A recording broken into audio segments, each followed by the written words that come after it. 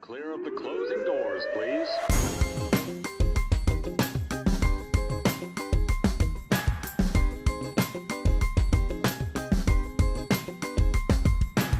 What up, son? What up? Grind and Pivot, Louis Max here on a beautiful Thursday afternoon.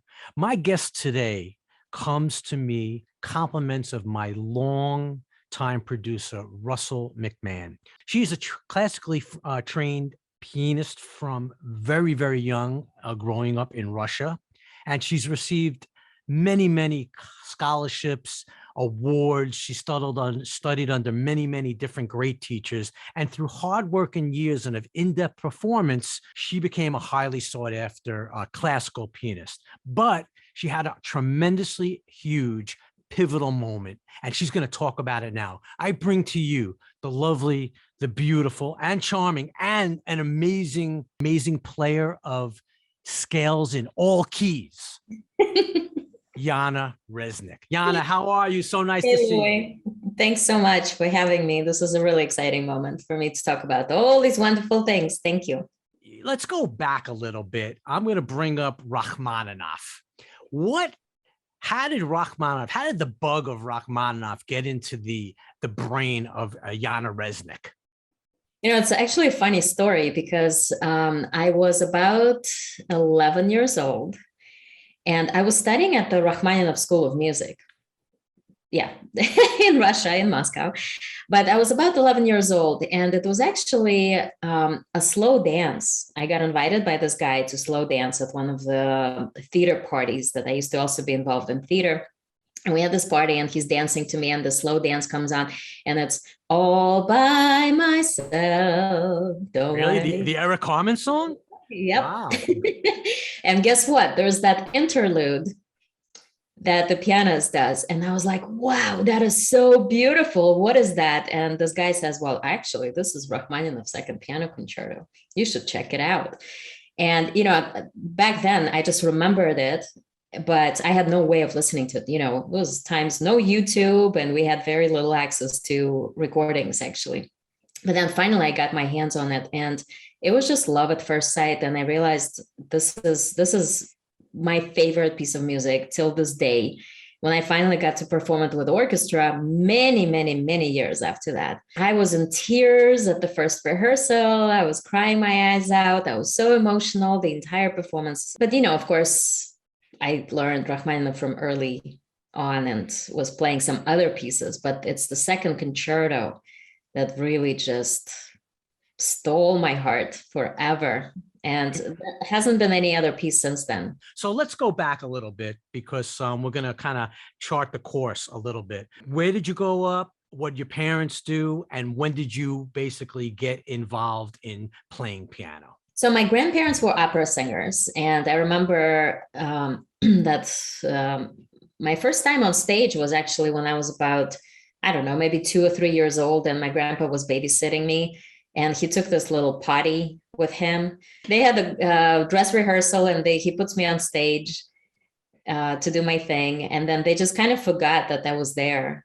And the concert started, and the curtains opened up. And here I was in my grand premiere on a potty in front of an audience, getting a wonderful applause. So that was my premiere. But, you know, I was always inspired by my grandparents and what they were doing with their careers. It was really beautiful. And my mom was a singer. I grew up listening to singing.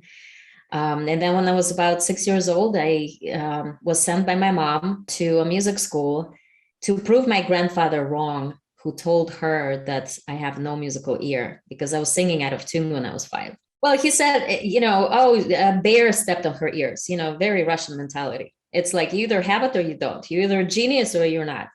And, you know, I was out of tune, whatever. I didn't know how to use my vocal cords. But anyway, so I go to music school, and, you know, I got very lucky because I had wonderful teachers, very inspiring teachers, very positive teachers who guided me. And, you know, my mom was very hard. And, you know, if I was stopped for 2 seconds, she would scream from the kitchen, I don't hear any music. And, you know, I had to go back to practicing. But, you know, music was just a part of my passions, and I loved theater. I spent many, many, many hours and days at a theater company for children. And we sang, we danced, we had productions, we traveled. It was very social. I love dancing. It was just all kinds of arts really attracted me from early on. But music really ended up being the focal point when we came to the States. So looking back, you obviously involved, the arts were really part of you. That I'm getting. Your mom was tough on you in terms of practicing and achieving. Why do you think that was? What was her motivation now that you're a little older looking back? She saw a talent in me, and she wanted to nurture it. And she saw that it was a gift that will bring me a beautiful life.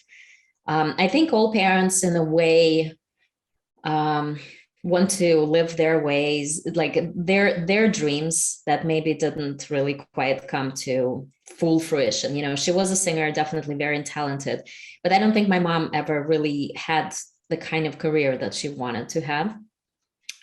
So a lot of it had to do with her desire to give me a more fulfilling, inspiring life.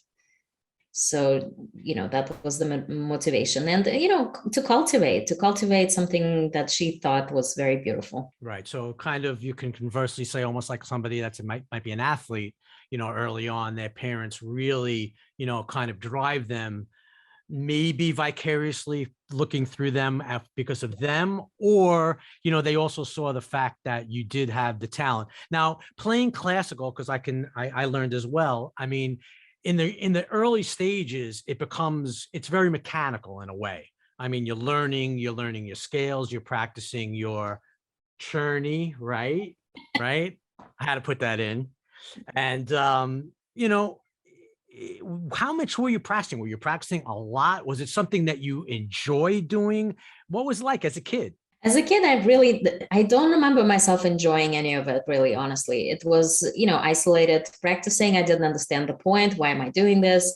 I like the performance. So when I was sent out on stage, I was about 11 years old when I had my first really big performance at the Moscow Conservatory. And I played American composer Aaron Copland, the piece called Mouse. And that was the first time when I realized that, okay, practicing is not about all this grueling exercises and churning, which I, by the way, still play. But it was about being on stage. It was about sharing the music. And that was a beautiful pivot point. Again, talking about pivot points, that was a pivot point where I realized that years of practicing, that's what it's for. However, it took me a really long time, years and years, to really start appreciating the flow and the enjoyment of the practicing itself, because I was very result driven. I was like, I just want to get this, learned, done with, move on, perform that performance space, which is very interesting that you say that, because I mean, a lot of people, and we're going to get to where you're at now in a little bit, but you're right. A lot of people are so performance and results based that they only see that as the end, and they rarely enjoy the journey. Yes. So you understand? Yeah. Well, and this is something that it took me years to learn. And I think partially part of my really kind of transitional journey in the past years was to understand that you have to enjoy every single aspect of it. You have to enjoy every moment of it. And just for the music's sake, just for the self-healing sake of when you are learning the piece, when you're really committed, and just the vibrations of the piano when you're learning something you love. I think there's another part of it that made it really kind of dreadful is we are not really given the opportunity to choose the works that we want to play. I came from a very strict classical background. You're supposed to do Czerny and Hanon and, classical styles, Baroque style, romantic style, this and that. I never really related to a lot of the music that I was playing. And it wasn't until I graduated from all my schools where those requirements were not. I mean, I was 28 years old. I finally said, I want to play music only that I feel connected to. I can totally relate. 100%. But I think, and I'm assuming it was much more hardcore on your end, but you're right. The scales, all the practice, the Czerny, the Hanon, all that stuff. And then they start you off with the two-part invention, right? The Bach conventions. And then you go to Mozart, then you go to Beethoven, then Chopin, and then, you're going to the Rachmaninoff and Stravinsky, some of the harder stuff. I get it. And then you hear Debussy or right? Then you hear, and you're like, oh my God, this is beautiful, but it's too late. It's not too late, but it's like, Never why too did late for Debussy. I know, but why didn't you give me this? Why didn't you give me this first? I would have fell in love right then and there. You know what I mean? For me, it was even more than that. I think the thing that I realized is the fact that it's no matter what music you play, it's all beautiful, of course, and some you will connect better pieces with than others. But really what I realized was missing is this really deep self expression. It is so rigid in terms of the rules, the laws, and you spend years of perfecting other people's works. I was always criticized that I play Bach too romantically. And, in every competition, I was always like failed because, oh, your Bach is too romantic. You should really, figure out how Bach is supposed to be played. Like these people who criticize me knew Bach personally and hurt right, of course.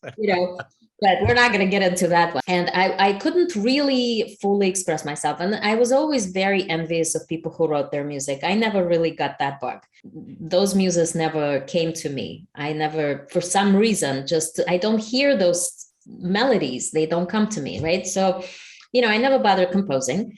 And we were not taught to improvise. We were not taught to express ourselves. Right. We were not taught to just come to the piano and enjoy. And every time that I actually wanted to do something, again, I would be told, you have to practice your journey first. I think that kills that whole kind of creativity spirit. And at some point you say, why am I just trying to be a copy machine for somebody else's works? Amazing. So true. Yeah, absolutely. So, you started kicking ass, let's just say. And at 14, you won a competition, and it was time for you to come to the States to invade the United States. Tell us a little bit how you got to Interlochen. I believe it was Interlochen first, correct?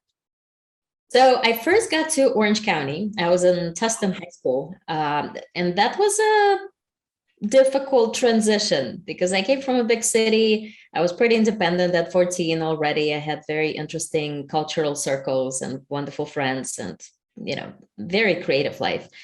And then I come to the States. I don't speak English. I don't have any friends, new culture, new environment, new school, which was not, anyway, it was culture shock.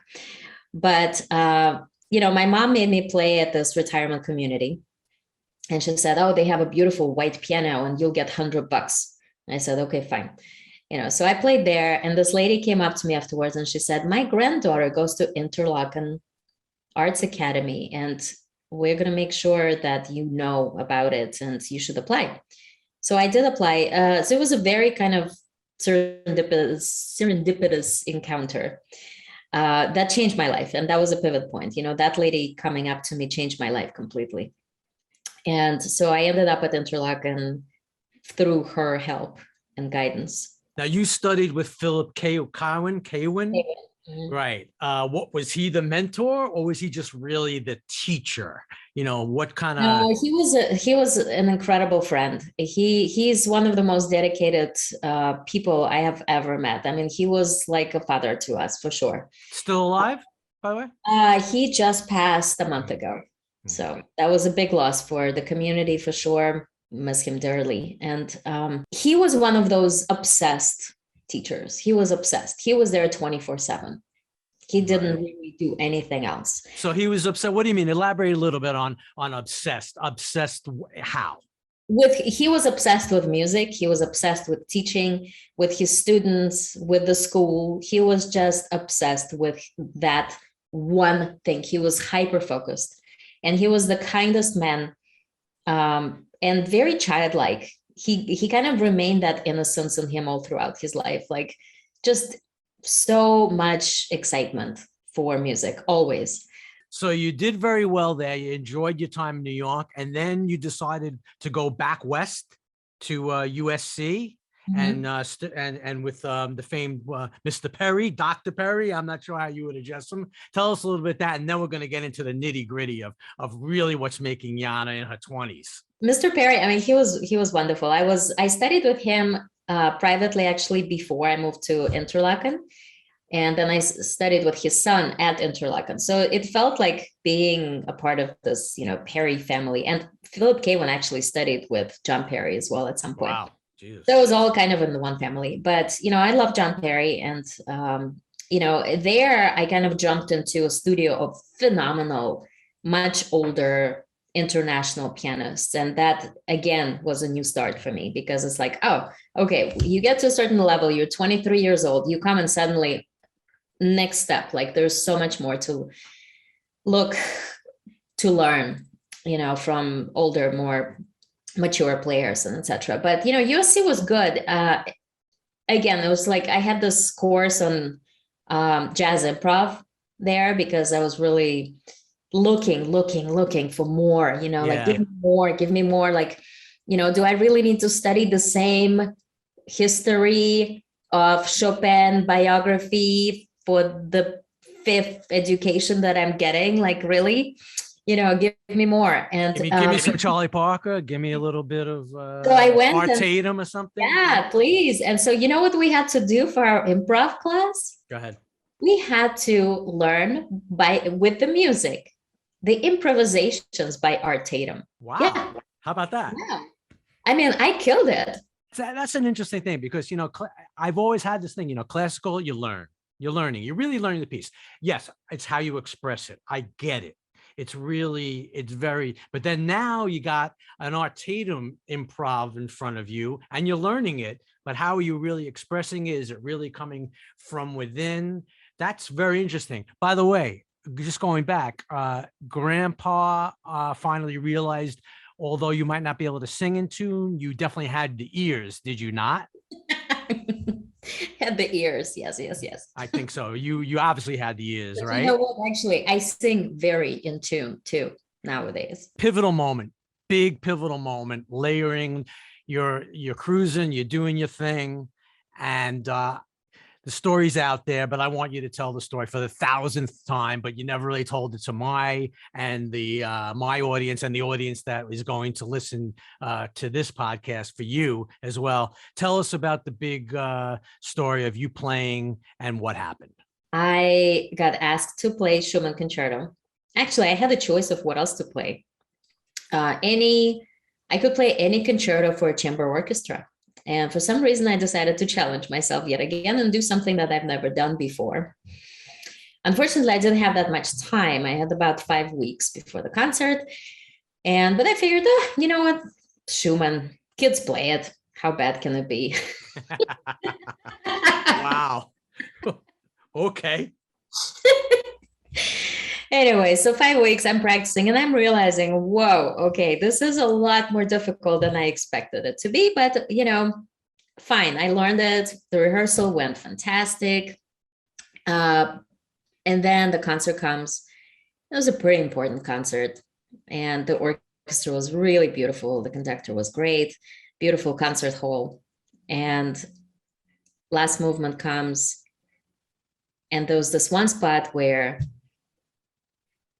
there's a difference in one note and you can end up in a completely different place. Like you can go all the way back to the beginning or go to the end.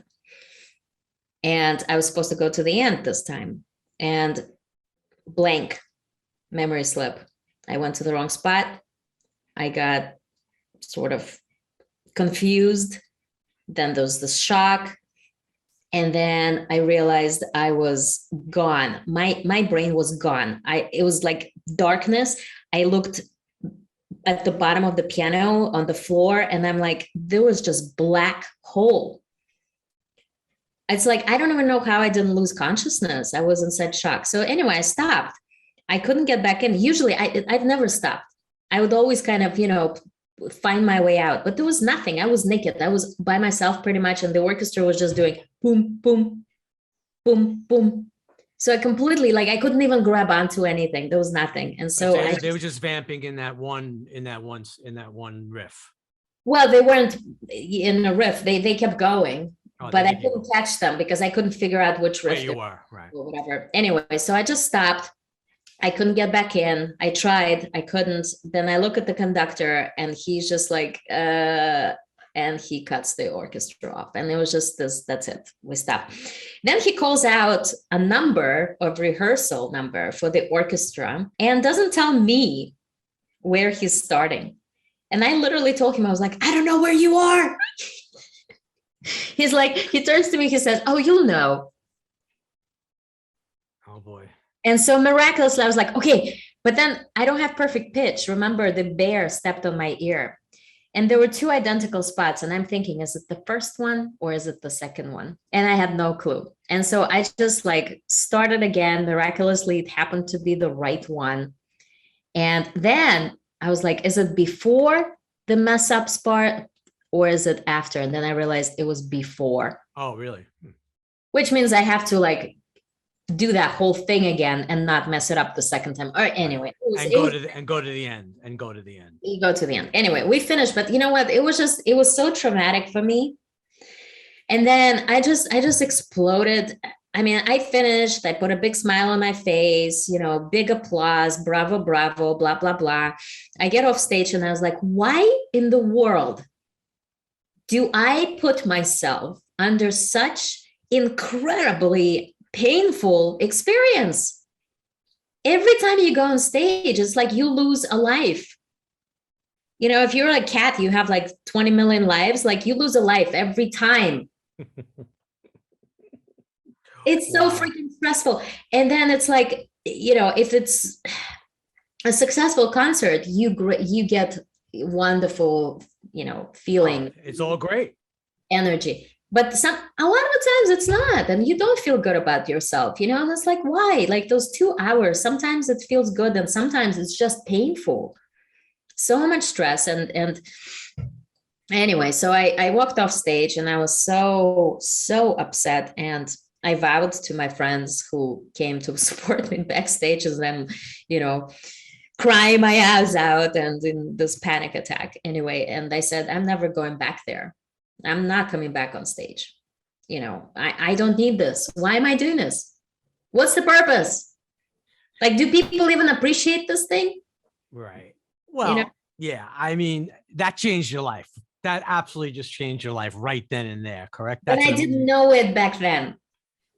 You know, I was suffering for years after to understand where and how, what went wrong. And look, it's not, I know everyone messes up. I know people stop, great artists stop, but really for me, talk about the biggest pivot point, right? Is to start questioning, have I ever even enjoyed this career to begin with? Exactly, that's the question. Right. Well, yes, absolutely. So let's fast forward. You started working on yourself. What did you do? I mean, tell us what came from this tremendous pivot and moment in your life. I was kind of always looking for ways and journeying, looking for answers for my spiritual growth and psychological growth. And I was always very, very curious about expanding our consciousness. And it started off like 12 years ago with me just reading some spiritual books on awakening, on meditation. Then I ended up doing Vipassana yoga retreats. And that was fascinating. And, you know, just finding anything that resonated and made me grow and understand more of who we are. And what happened after that concert is that I got super, super, super depressed. And it was not just this concert, but it was kind of the whole journey before. And it climaxed at this, you know, pivot point. And literally now I think back at it and I was like, universe, thank you very much. Because you know what I would do? You know what I was trained to do? I fell down and I was told, get up, keep going. I fall down again, get up, keep going. And I trained myself how to do that for years and years and years and years without really questioning anything, right? You just get up and you keep going. And at this point I said, why am I supposed to keep going? why am I supposed to even get up? Can't I just be in this dark place for a while and figure out what's in this dark space? Maybe there's something to learn from all of this and gather some information. So I allowed myself depression, you know. Did you seek therapy at the same time? Did you any professional help, anything else? Yes, I tried everything. Psychologist, biofeedback, meditation, yoga, hiking, reading, inspiring myself in any possible way. But it was deadly. I mean, what I realized is it was years and years and years and years of painful experiences of some sort. You know, it could be an unanswered email. You know, I looked up how many unanswered emails I've written when I was in my 20s about, hey, it was great meeting you at this party. I'm so glad that you liked my performance and you told me about the connection you have at Deutsche Grammophon. Let's talk. Nothing. And you forget. You're just like, okay, well, that doesn't, it didn't happen. It did happen. And guess what? It hurt you. You just get up and go. You just forget. But it's all piling up. And then the big question, where the hell is this depression coming from? Oh yeah, 20 some years of stuff, right? And so I realized, like, I need to figure out what the hell is going on. And I need to figure out where I'm going, because I didn't want to be, I didn't want to be following this route anymore. So I went on this journey, and a pivot point, I came in touch with ayahuasca. What is ayahuasca? We've been having an incredible conversation with the talented Yana Reznik. Stay tuned for the conclusion of the interview. I just want to take the time to say thanks so much for all of your support throughout the past year. I want to also let you know that we have some extra special content and a new format coming in 2022. Again, happy and healthy New Year, and thanks so much for grinding and pivoting with us. So ayahuasca is a sacred medicine that goes back many, many, many years ago to ancient times and tribes using it in indigenous countries and tribes. It's a psychedelic, but it is the most incredible gift that this planet has been given for healing and for connecting to energy all around us and, understanding the truths of our unconscious mind. When I first came to it, I was never into any kind of drugs, right? And it is really painful to me to see that something that is so beautiful and so powerful is considered illegal and considered a drug. It is really a shame. And what makes me really happy is to see that how much research is going into psychedelics right now. And big universities, Johns Hopkins, and there's universities in Texas and all over the place really are spending so much money on studying how it affects our anxiety, depression. It heals from addictions, and so many, many wonderful things that, people are starting to notice and really paying attention to what the capabilities are of these powerful plants. And it's not just ayahuasca, there's numerous plants that give us that kind of awakening. But anyway, a friend of mine said, my life was just changed. You have to check it out. And it took me a year to come to it, but at the darkest point of my life, like literally everything was absolutely falling apart. My personal life, I didn't know if I wanted to have kids, and I was 38 and I was struggling with those decisions.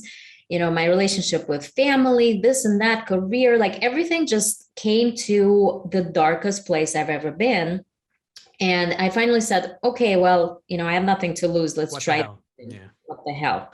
What was the effects? Come on, give us a little bit of the effects. So the first time that I experienced it, I just came there. I said, look, I've got nothing to lose. I'm not afraid of anything. Even if I die today, then be it.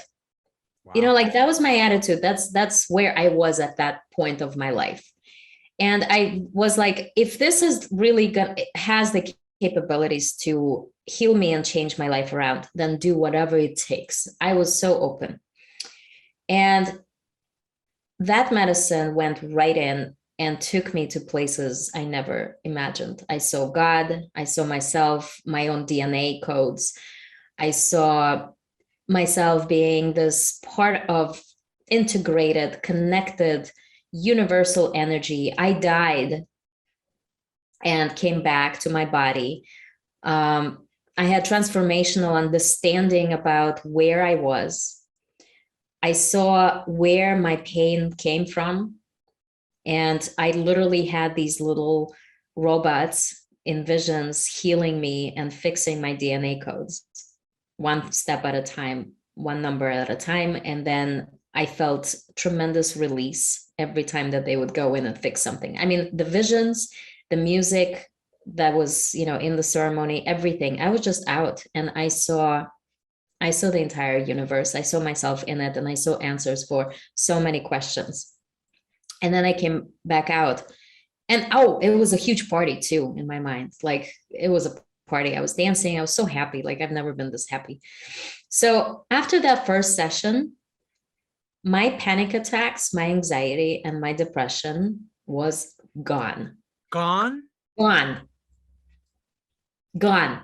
One session. Well, I would say the depression, the anxiety probably took a little longer. Yeah. The panic attacks and the depression, gone. Have not come back since. And it's been 4 or 5 years. Wow.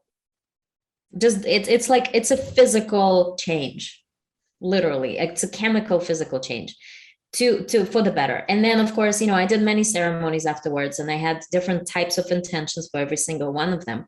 One I want to share with you that was really beautiful is, I went in with the intention of asking, why do I not feel maternal? Should I have a child or not? And the kind of answer I got was so profound and so beautiful. It literally made this movie for me in 7 chapters, taking different scenes from my past and unfolding, and for me to just be watching the scenes of why. And there was a lot to do with fear of losing loved ones. There was a fear of losing myself, my own identity, if I have a child, right? There were so many fears, and they were just shown to me. It's like, this is it, this is it, this is it.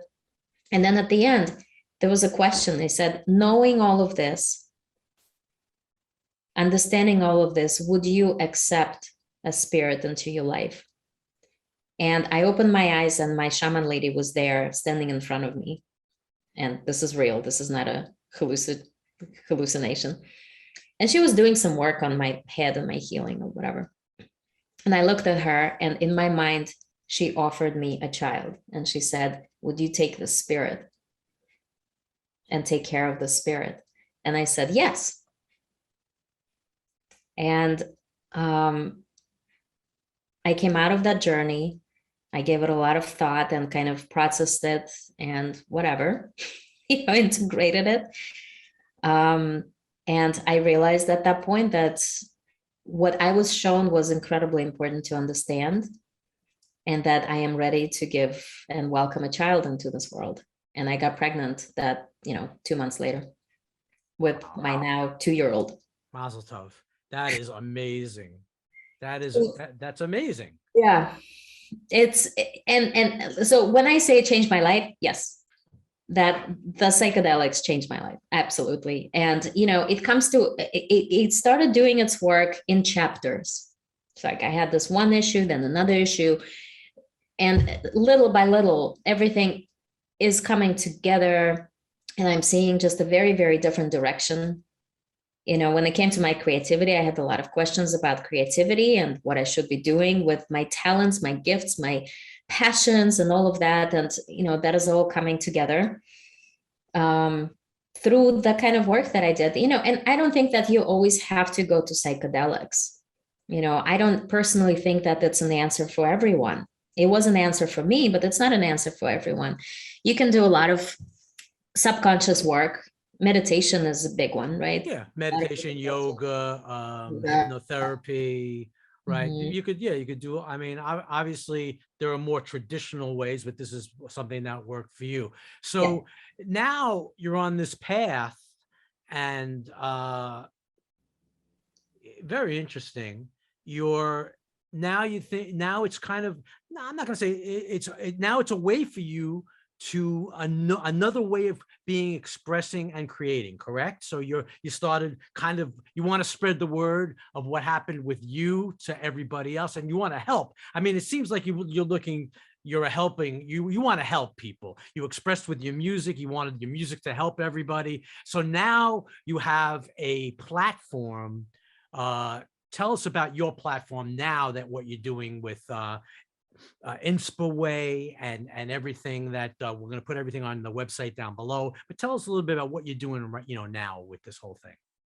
Well, one thing I realized is that I was never really using my voice enough to speak about the thoughts. I would have these super deep conversations with my friends, and we would talk about it all the time. And I'm like, I should be recording this. I should be writing a book about this, like the conversations that we're having and the inspiration that I tend to give to people when they call me up and they say, hey, I'm thinking about this. And I just literally, I have this flow that opens up and I start talking. People talk about channeling. Like, I feel that I start channeling when people ask me for advice. So I realized that I was never really tapping into it outside of my friends. And I wanted to do that because I've done it with, career consulting before to many people. And now that I, am on my own sort of spiritual journey, I want to do that for artists who are going through their own spiritual journeys as well, and share the experiences, because for me, it took so much time to even get access to the healing types of things I can do. Like, who knew what biofeedback is? Who knew what psychedelics is? Who knew what hypnotherapy and NLP is? Like, I had to research and somehow find my ways around it. And if I was just given that information at the beginning, I would be much better off, right? But anyway, so I want to share what I've learned, super passionate about it. And what I realized is that, I got certified in hypnotherapy and neurolinguistic programming. Look it up.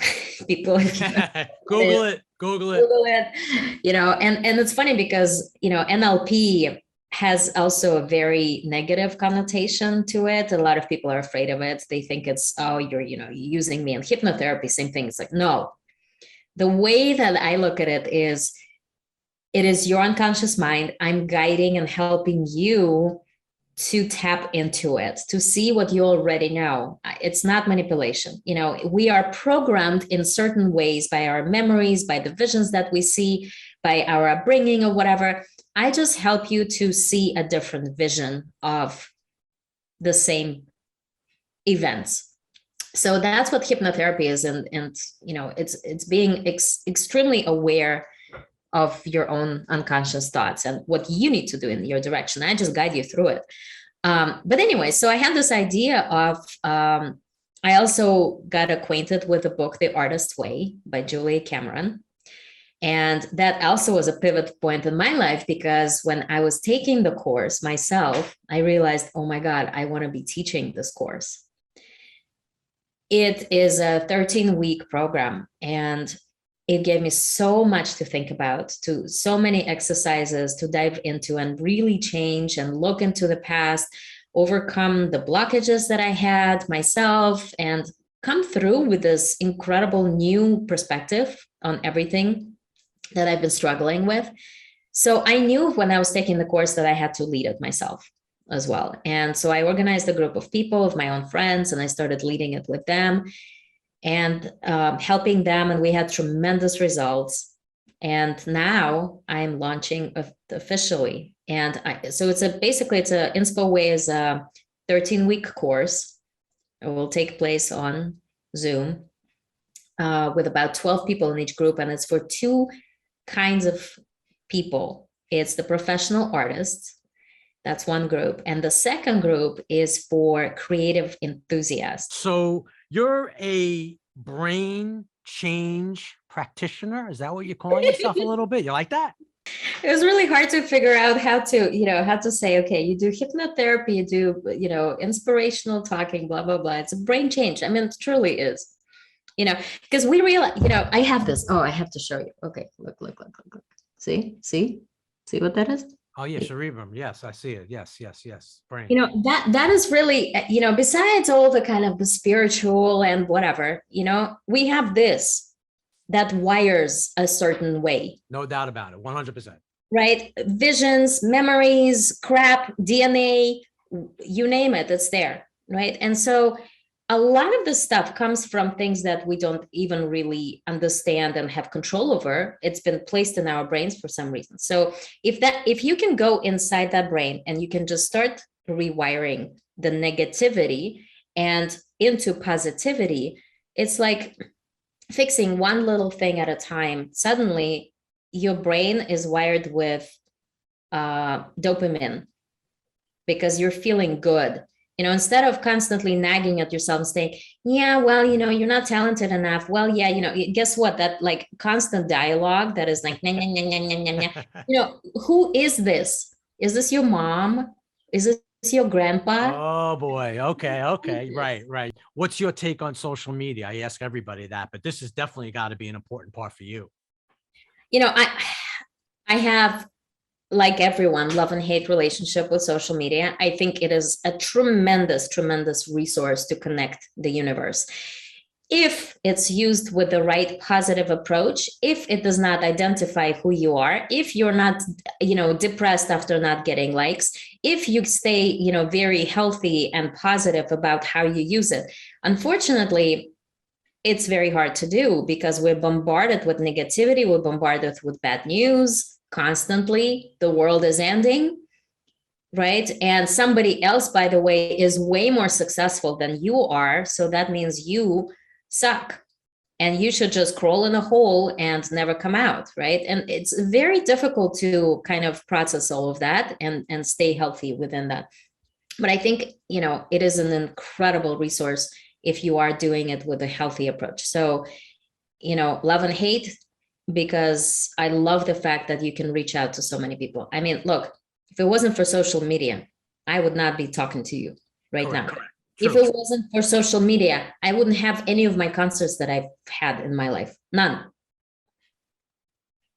Right? The following, the people, the connections, what you use it as a tool, and what it brings you, right, is connections with people, love, community, sharing. It's wonderful. So, but it could be evil of all evil if you allow to think about it like that. And if you allow it to affect you in an unhealthy way.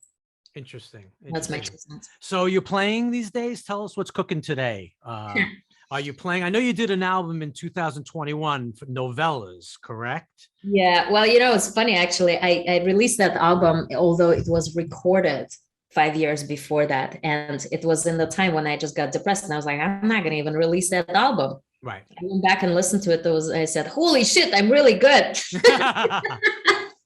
Right. That's true. So are you playing? Are you playing now?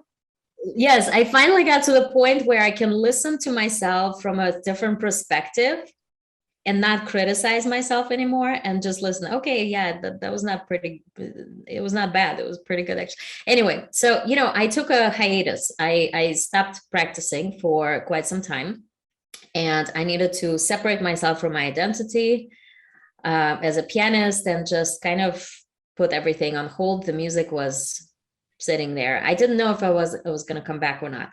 So now, yes, I am back from outside. Oh, fantastic. This is great. But, this is great. On different terms with very different attitude. And I'm enjoying this a lot more because I am not doing it for somebody else. I'm not doing it to get followers, likes, I'm doing it because I love expressing through my music.